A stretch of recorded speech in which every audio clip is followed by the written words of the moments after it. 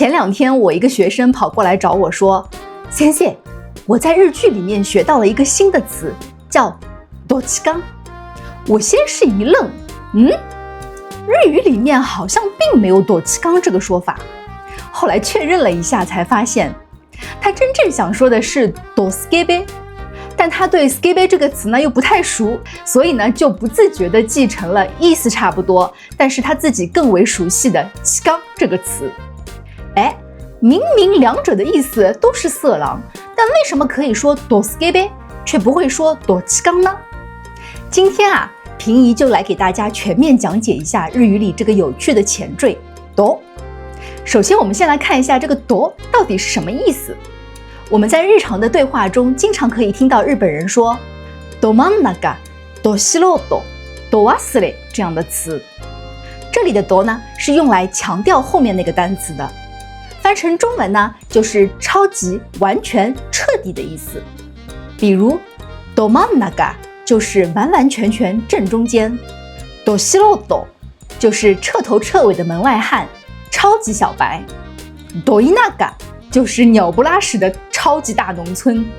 ど忘れ就是明明话到嘴边却彻底忘光光，还有ドン引き就是彻底下头，大倒胃口。那这里的ど变成懂呢，是一个为了让发音更加顺畅的一个变音，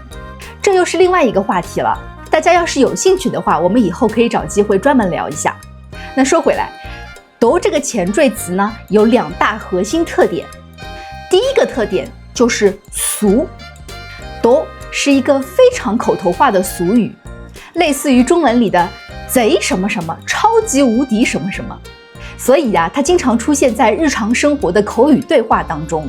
而不太会出现在工作资料、学术文章或者专业报告这样的正式书面场合里。而且呢，因为它本身是一个俗语，所以和它搭配的通常也是一些非常口头语的词汇。这就是为什么日本人会说どすけべ，因为すけべ也是一个口頭俗語，意思是色狼，它并不是一个严肃的正式词汇，你甚至可以拿来开玩笑形容你的朋友。所以どすけべ就有一点超级大色狼这样调侃的感觉。但是ちかん呢，就是一个相对而言比较正式的词汇了，它指的是猥亵这种犯罪行为，或者猥亵者这类罪犯，所以用很俗很街头风的ど来和它搭配，どちかん就会显得非常不自然。其实你用中文来类比一下就很好理解了，超级大色狼是不是就很自然？但你要是说超级大猥亵者，是不是就感觉怪怪的？那类似的例子呢，我们还可以举出ど真ん中，正中间，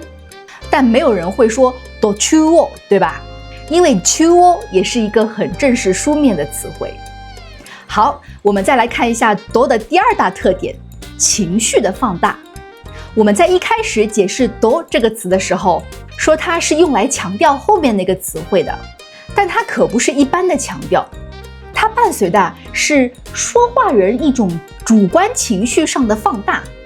这里我们可以拿日语里面另外一个前缀词ま来做一下对比，ま也是用来强調後面那个词汇的，比如真夏，它强调的就不是一般的夏天，而是盛夏。真っ白、真っ赤，它强调的不是一般的白、一般的红，而是雪白、鲜红。我们可以看到这个真的强调呢，是对客观程度的强调，而不带任何个人的主观情绪。但是ど却不一样，ど忘れした，彻底忘光了，完全想不起来了。这里反映的呢是说话人的一种我去，怎么会这样的一种悔しい的心情。彼はど素人だね，他就是个彻头彻尾的门外汉。这句话的潜台词呢，就是他真的什么都不懂，反映了说话人略微嫌弃或者蔑视的情绪。那我们这里重点来看一个最有趣的例词，就是ど真ん中。其实呢，这个词真正的语干是中，它本身就有中间的意思，加上一个ま变成了真ん中，就是表示不偏不倚，正正中间的意思。不过到这里为止，它还只是一个强调客观位置的词汇，不带任何的情绪色彩。但是啊，你要是再给它加上一个ど，变成ど真ん中，那就不单单只是一个物理位置的问题了，它更带上了说话人的某些情绪。我们来举个例子，比如荷物が部屋のど真ん中に置かれて本当に邪魔だ。行李被放在了房间的正中央，真碍事儿。这里说话人要强调的呢，并不是行李被放置的客观物理位置有多么精准，而是要强调这个位置所造成的说话人的不满和抱怨的情绪。怎么样，大家大概能够体会这个词背后的潜台词和语感了吗？那听到这里啊，你可能会好奇，这个奇葩的前缀词到底是怎么来的？其实啊，就连日本的语言学家至今也都是各说纷纭，并没有一个定论。但是有一个关于它的应用发展史的说法，我个人觉得还挺有意思的。他是说这个词呢，一开始啊，在江户时代关西地区骂人的时候经常用的。最典型的呢，就是ドアホ、大笨蛋、大蠢货。因为骂人的时候需要情緒宣泄嘛，这个带有重锤感的ド在发音上呢，正好也起到了这个作用。你感受一下ドアホ，怎么样？是不是很有情緒宣泄的力度？那ドアホ这个词流行开来了以后呢，江户时代和明治时代的日本人就发现这个发音太好用了，于是啊，它的使用范围就开始野蛮生长。大概呢，经历了3个阶段。第一阶段，从アホ蔓延到了各种骂人的贬义词上，比如ドケチ，超级吝啬；ドヘタ，烂到家了。第二阶段，到了近代，它渐渐脱离了纯粹的贬义，也开始被拿来和一些中性词搭配，就用来形容某种状态达到了极点。就比如我们刚才所说的ど真ん中，正中间，还有ド直球，毫无掩饰，极其直接。那第3阶段，也就是平成令和时代的现代汉语里面，它彻底变成了一种潮流符号。它大爆发的代表词汇就是大家非常熟悉的ド S、ド M。在这里呢，它已经没有了那个当年骂人傻瓜的影子，纯粹变成了类似于 Max、终极、纯度100这样的代名词。OK， 今天我们全面的讲解了一下ド这个前缀词的意思、特点以及它的发展史。之前啊，有人在我的视频下面评论说，没那么复杂，说错了日本人也都能听懂。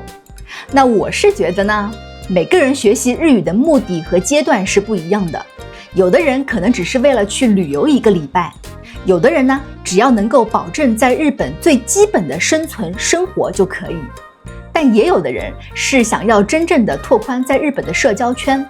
或者在职场上得到更好的事业发展。当然，也有人是纯粹对于语言背后的日本文化和高级语感感兴趣。我做视频的初衷呢，就是想跟大家分享一些教科书上可能不会教，但日本人在生活或者职场上又常常会用，甚至还有可能会影响到你社交形象的一些地道的表达，并且希望尽量能够帮大家讲明白、讲透，从而可以真正帮助到那些想要了解地道日语、追求更高语言质感的小伙伴们。好啦，那我们今天就先聊到这里。喜欢平易视频的，记得1键3连哦。我们下期视频不见不散，拜拜。